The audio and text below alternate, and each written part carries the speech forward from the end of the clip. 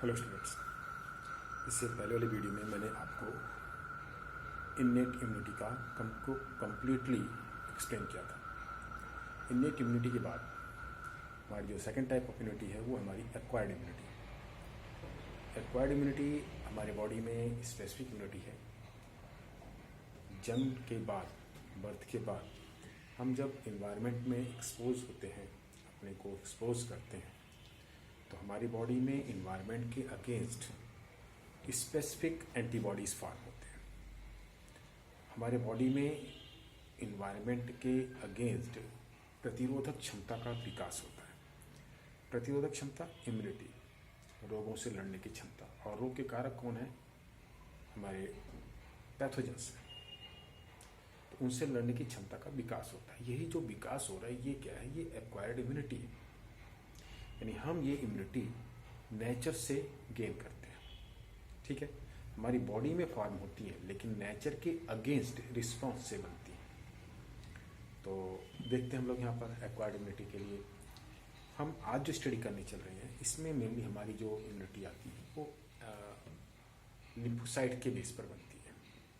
ठीक है, सबसे पहले जो पिछले टर्म में मैंने बताया था कि इन्नेट इम्यूनिटी हो या एक्वायर्ड इम्यूनिटी हो, तो हमारी बॉडी में कुछ ऐसे सिम्टम्स बनते हैं जिससे हमको ये मालूम होता है कि इन्फेक्शन हुआ है। तो उसको मैं डिजीज में आपको क्लियर करूँगा, लेकिन उससे पहले इन्फ्लेमेशन एक ऐसा सिम्टम है जो तुरंत मालूम होता है। तो इन्फ्लेमेशन है क्या चीज़? इन्फ्लेमेशन को हम कैसे कैरेक्टराइज कर सकते हैं? ठीक है, स्टार्ट करें हम लोग। तो आज सबसे पहले मैं आपको बता रहा हूँ इन्फ्लेमेशन क्या है, और फिर उसके बाद हम HLA सिस्टम के विषय में, जैसे मैंने आपको पिछली बार बताया था कि HLA सिस्टम के विषय में आपको अगले वीडियो में बताऊंगा। तो उसके बाद मैं आपको HLA सिस्टम डीपली स्टडी करूँगा। ठीक है, चलो। तो पहले तो हम आते हैं कि इन्फ्लेमेशन क्या है।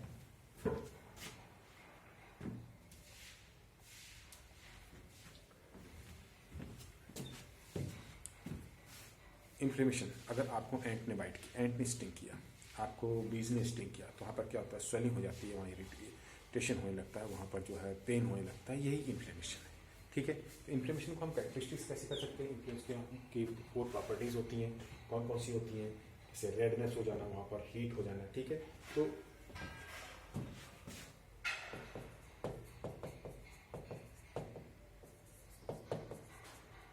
इन्फ्लेमेशन, ठीक है, मुझे लगता है इसको थोड़ा बढ़ा लिखना पड़ेगा। हम इसको थोड़ा सा बढ़ा लेते हैं। ये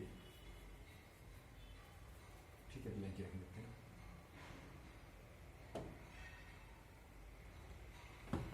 ठीक है, तो पहले इन्फ्लेमेशन होगा, कैसे होगा?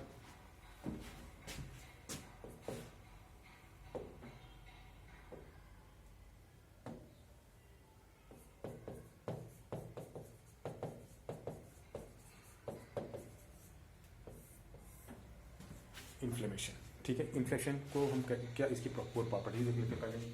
प्रॉपर्टीज कितनी है? 4 प्रॉपर्टीज। ठीक है, तो सबसे पहले क्या होगा? जिस जगह पर इन्फ्लेमेशन होना है, जहाँ पर स्टिंग किया गया है, जहाँ पर टॉक्सिक सब्सटेंस या पैथोजन एंटर होते हैं, वहाँ पर क्या होता है? स्किन का रेडनेस होता है। ठीक है, तो सबसे पहला आता है हमारा रेडनेस पर। इसको हम क्या कहते हैं? रूबर भी कहते हैं। सबसे पहली प्रॉपर्टी है इन्फ्लेमेशन में रेडनेस। ठीक है, स्किन का रेड हो जाना। वहाँ पर क्यों रेड हो जा रही है? क्योंकि ब्लड सर्कुलेशन वहाँ पर फास्ट हो गया। ठीक है, इसको क्या कहते हैं हम लोग? ठीक है, इसको कहते हैं रूबर। इसको हम लोग RUBOR भी कहते हैं, रूबर भी कहते हैं। और रेडनेस क्यों आता है? एक्चुअल में किसकी वजह से आता है? ये आता है, हमने पढ़ा था वैसोडिलेशन। तो वैसोडिलेशन की वजह से यहाँ पर ये आता है। ठीक है, इसको हम दूसरा नाम देते हैं इरिथीमा भी कहते हैं। THEMA इरिथीमा भी कहते हैं। और ये किसकी वजह से हुआ? वैसोडिलेशन की वजह से। किसकी वजह से? वैसोडिलेशन। वैसोडिलेशन क्या है? मैंने आपको लास्ट टाइम बताया था कि हमारी वेसल्स एक्सपैंड होती है। ठीक है, जो रुधिर वाहिनियाँ हैं वो फैलती हैं, इसको वैसोडिलेशन कहते हैं। इसी की वजह से क्या होता है? वहाँ पर स्किन रेड कलर की रहती है, रेडनेस रहता है। फर्स्ट प्रॉपर्टी हुई। सेकेंड प्रॉपर्टी जो होती है, वहाँ पर उस एक स्पेसिफिक टिश्यू में क्या होता है? उस एक स्पेसिफिक टिश्यू का टेम्परेचर इंक्रीज होता है, यानी वो हीट। तो दूसरा क्या हुआ हमारा? हीट। हीट को हम दूसरा नाम देते हैं, इसको हम कैलोर भी कहते हैं। Calorie, CALOR, calorie. ठीक है, ये इसकी सेकंड कैरेक्टरिस्टिक्स है। हीट क्यों हुई? क्योंकि वहाँ पर एटीपी फॉर्मेशन ज़्यादा हुआ। एटीपी क्यों फॉर्म हुआ? क्योंकि यहाँ पर मेटाबॉलिक एक्टिविटीज बहुत रैपिडली होती है। तो यहाँ पर क्या हुआ? यहाँ पर मेटाबॉलिक एक्टिविटीज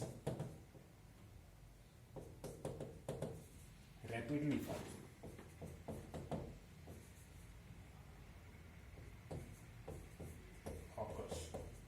ठीक है, तो एटीपी ज्यादा फॉर्म होगी, इसलिए हीट यहाँ पर ज्यादा प्रोड्यूस होती है। ठीक है, दूसरा हो गया यहाँ पर हीट, जिसको क्या कहते हैं? कैलोरी कहते हैं। तीसरा जो आता है वो आता है वहां पर स्वेलिंग होना। और पॉइंट हो गया हमारा स्वेलिंग। देखिए स्वेलिंग हो रहा है, इसका मतलब क्या? वो वहां पर ईसीएफ ज्यादा रिलीज होने लगता है। इससे मतलब हमारा एक्स्ट्रा सेलुलर फ्लूइड जो टिश्यू सेल्स है वहां से क्या रिलीज करती है? वो लैक्टिक्स रिलीज करने लगती है। ठीक है, तो वहां पर उस एक स्पेसिफिक परसेंट पे क्या होता है? जो है वो स्वेलिंग होने लगती है। ठीक है, तो स्वेलिंग होने में क्या कहते हैं? इसको हम ट्यूमर भी कहते हैं और ऑइडिमा भी कहते हैं।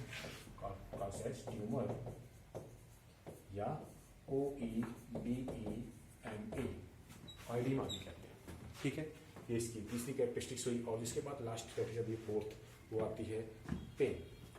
ठीक है, फोर्थ पेन। पेन माने दर्द, पेन होने लगता है। और पेन क्या कहते हैं हम लोग? पेन का दूसरा नाम देते हैं हम डॉलर। ठीक है, पेन वहाँ पर पेन जो नर्व सेल्स होती हैं वो क्या प्रभाव सेंस करने लगती हैं। ठीक है, अब जो वहाँ पर न्यूरॉन्स या जो सेंसरी पार्ट्स होते हैं वो इंजर्ड होते हैं और उसका जो स्टिमुलस होता है हमको पेन के रूप में मिलता है। ठीक है, तो ये जो 4 कैरेक्टरिस्टिक्स है किसकी? इन्फ्लेमेशन की है। इन्फ्लेमेशन में क्या समझ में आ गया? What is inflammation? In which all these 4 categories are happens. ठीक है, कौन कौन सी? रेडनेस मतलब रूबोर, हीट, कैलोर, स्वेलिंग हो रहा है, ट्यूमर या आइडिमा कहते हैं, और पेन है डॉलर। ये 4 कैरेक्टरिस्टिक्स है। रेडनेस हुआ वैसोडिलेशन की वजह से, हीट मेटाबॉलिक एक्टिविटीज के रैपिडली होने से वहाँ एटीपी ज़्यादा फॉर्म होती है, वहाँ पर टेम्परेचर इंक्रीज हो जाता है, हीट हुई। सेकंड स्वेलिंग, थर्ड स्वेलिंग है। स्वेलिंग क्यों हो रहा है? क्योंकि वहाँ पर जो ईसीएफ होता है वो ज़्यादा रिलीज होने लगता है, तो वहाँ पर स्वेलिंग हो जाती है। और पेन जिसको हम डॉलर कहते हैं, पेन क्या होता है? वहाँ पर नर्वस टिश्यू की, सेंसरी नर्व्स की, या फिर वहाँ पर न्यूरॉन्स के इंजर्ड होने की वजह से ये पेन हमको फील होता है। तो ये तो इतना हो गया हमारा इन्फ्लेमेशन के केस में। ठीक है, अब हमारा आगे आता है जो हमारा मेन टॉपिक आज का स्टार्ट होने वाला है, वो है acquired immunity.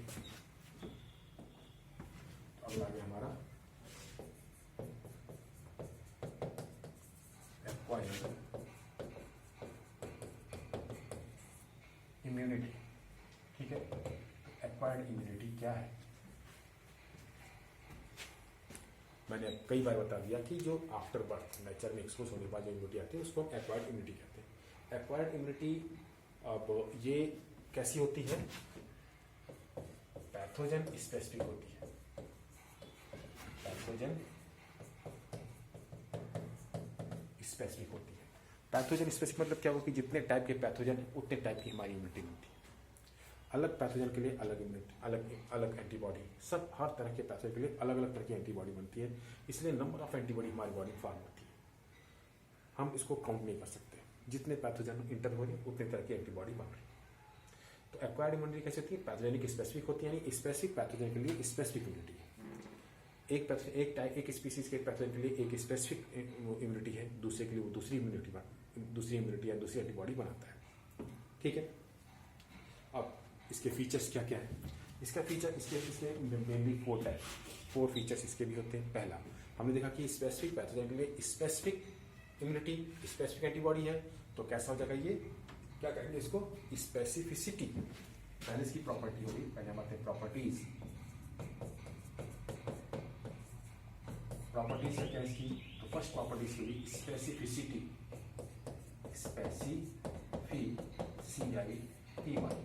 Specificity each pathogen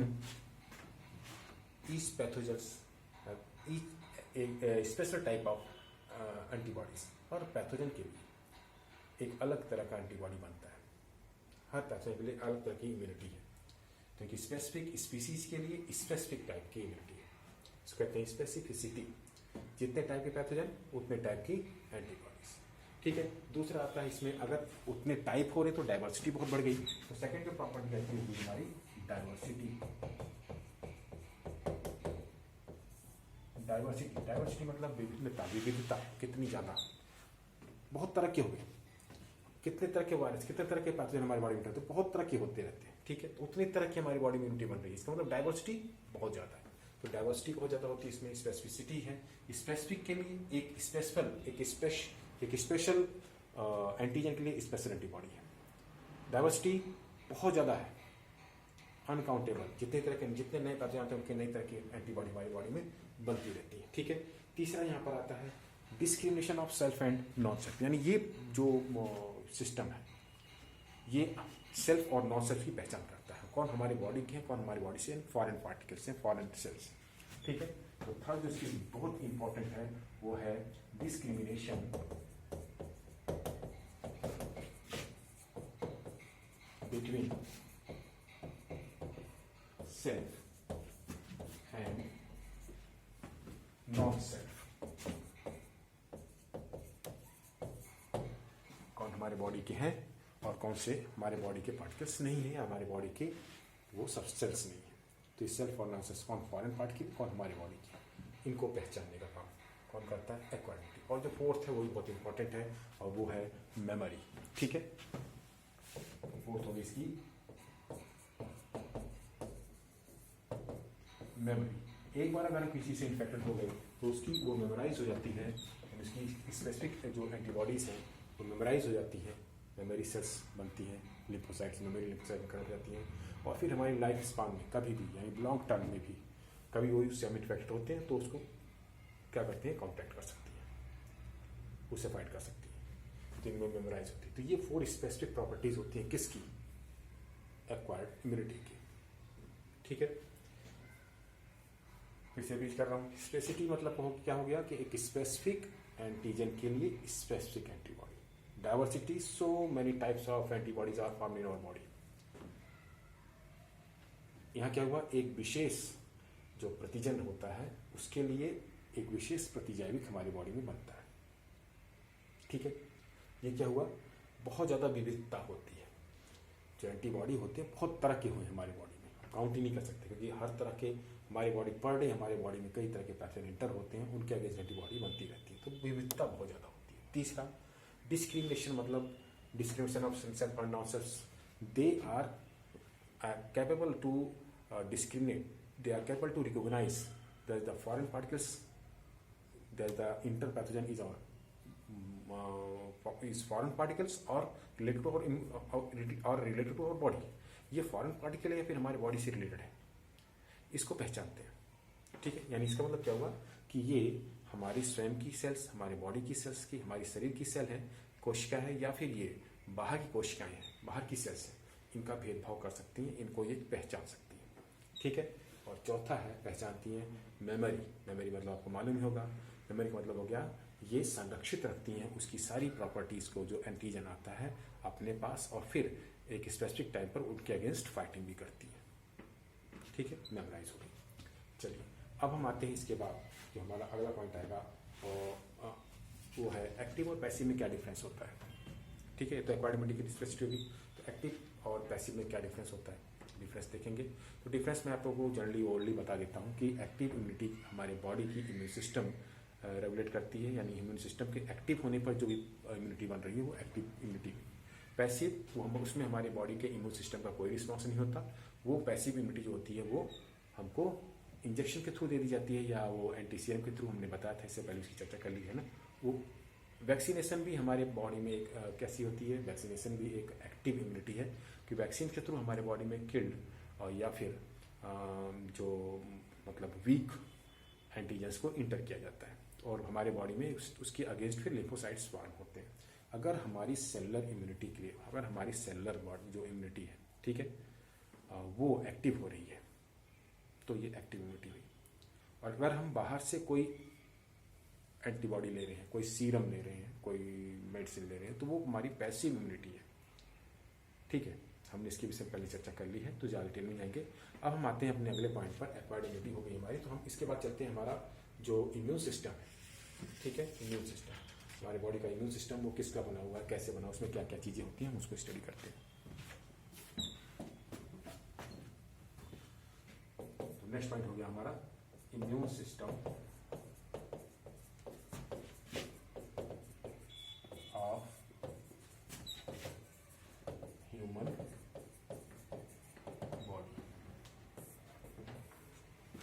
immune system कौन कौन आता है इम्यून सिस्टम हमारी? इम्यून सिस्टम में मेनली हमारी आती है स्प्लेन, थाइमस ग्लैंड, ठीक है, वन बाय हम लिख लेते हैं। तो इम्यून सिस्टम का cyst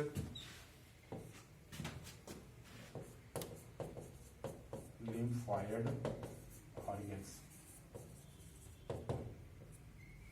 lymphoid organs, all the organs which are related to lymph, they are immune systems, ठीक है। वो सारे सिस्टम हमारे बॉडी को, सारे ऑर्गन्स जो हमारे लिम्फ से रिलेटेड है उनको हम लिम्फॉइड ऑर्गन्स कहते हैं। तो लिम्फॉइड ऑर्गन्स से लिम्फॉइड टिश्यू,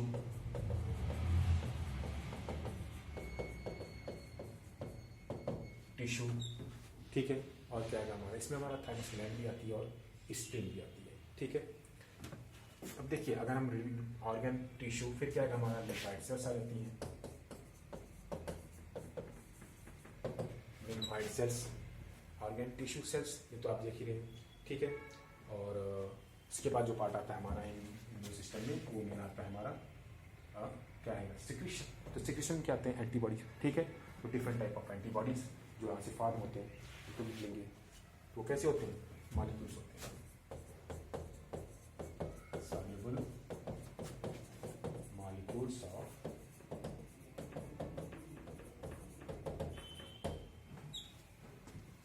एंटीबॉडीज, ठीक है। ये वो क्या हो गए? इसके बाद ये हमारे इम्यून सिस्टम बनते हैं। इसके बाद अगर हम ऑर्गन्स की बात करते हैं तो हमारे thymus gland,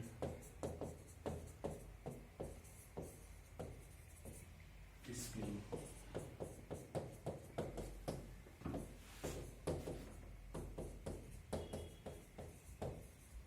lymph nodes, vessels, lymph vessels, ठीक है, ये एंड इटसेल्फ, lymph itself, ये सभी हमारे इम्यून सिस्टम के पार्ट है, ठीक है। चलो अब वन बाय हम स्टडी करते हैं, इसके आगे चलते हैं। पहला पार्ट आता है हमारा लिम्फॉइड ऑर्गन्स। लिम्फॉइड ऑर्गन्स कौन से हैं? लिम्फॉइड ऑर्गन्स हम उन ऑर्गन्स को कहते हैं जहाँ पर लिम्फोसाइट फॉर्म होती है या मैच्योर होती है, ठीक है। तो पहला क्वेश्चन आता है कि लिम्फॉइड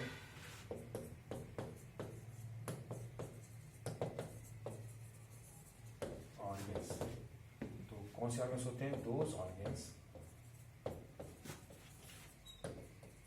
where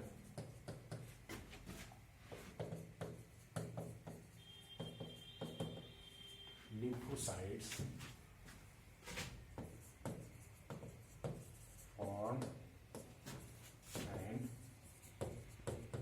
mature, ठीक है। तो वो ऑर्गन्स जहाँ पर लिम्फोसाइट्स फॉर्म होती हैं या मैच्योर होती हैं, वो हमारे लिम्फॉइड ऑर्गन्स होते हैं। तो लिम्फॉइड ऑर्गन्स में हमारे जो प्राइमरी लिम्फॉइड ऑर्गन्स कौन से हैं? वो प्राइमरी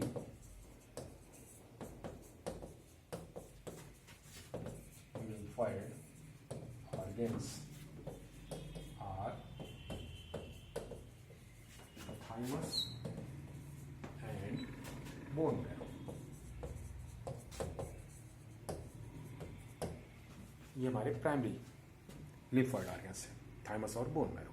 तो बोन मैरो में जो बोन मैरो क्या करता है? बोन मैरो फॉर्म्स WBC, ठीक है। तो यहाँ पर बी लिम्फोसाइट मैच्योर होते हैं। बोन मैरो में कौन से मैच्योर होते हैं? बी लिम्फोसाइट्स मैच्योर होते हैं। Where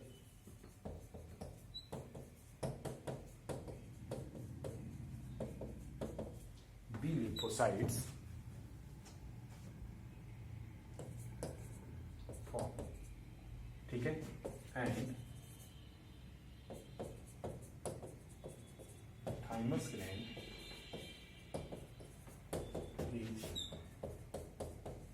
is responsible for the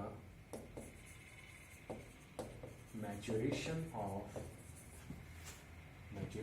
and differentiation, दोनों लिख लेते हैं हम लोग। maturation oblique differentiation of T lymphocytes,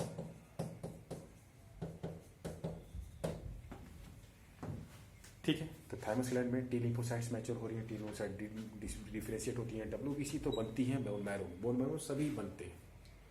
तो बी तो बोन मैरो मैच्योर होती हैं, लेकिन जो थाइमस क्या करती है, थाइमोसिन हार्मोन रिलीज करती है। और थाइमोसिन हार्मोन किसके लिए रिस्पॉन्सिबल होता है, differentiation of B lymphocyte into T lymphocytes.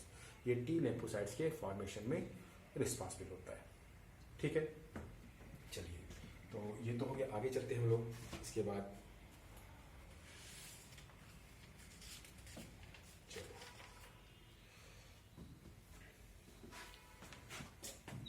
अब यहाँ पे यह ध्यान रखना आपको कि both bone marrow and thymus gland, इन दोनों का मेन फंक्शन क्या होता है, ये दे प्रोवाइड्स माइक्रो इन्वायरमेंट। ये इन्वायरमेंट प्रोवाइड करते हैं किसको, लिम्फोसाइट्स को, सो दैट ताकि वो किस में कन्वर्ट हो सकती हैं, they can mature into T lymphocytes और बी लिम्फोसाइट्स। वो टी लिम्फोसाइट में मैच्योर हो सकती हैं या फिर बी लिम्फोसाइट में मैच्योर हो सकती हैं। ठीक है, दोनों का फंक्शन अलग अलग है। हाँ, ये भी है कि वो टी कन्वर्टेबल है बी में और बी कन्वर्टेबल है टी में। तो ये दोनों इंटरचेंज हो सकती है स्पेसिफिक कंडीशंस में, कंडीशनल है वो। ठीक है, चलो आगे चलते हैं हम लोग। हाँ, इसके बाद हम आते हैं जो हमारा जो अगला ऑर्गन है वो है स्प्लीन।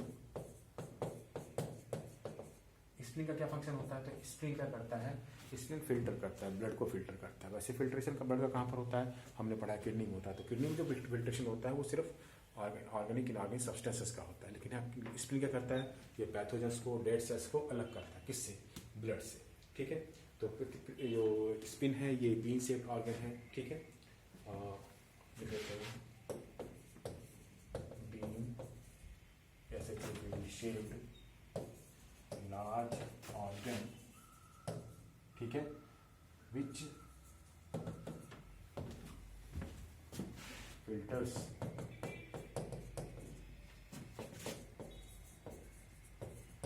पैथोजन और डेड सेल्स फ्रॉम ब्लड। ठीक है, it is also a reservoir of, it is also a RESVI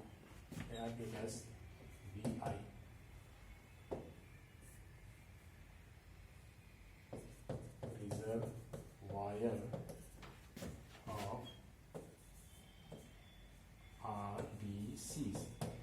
red blood cells का रिजर्वायर भी है, so that it is also called as bowl of blood. इसे हम blood का या रक्त का कटोरा भी कहते हैं।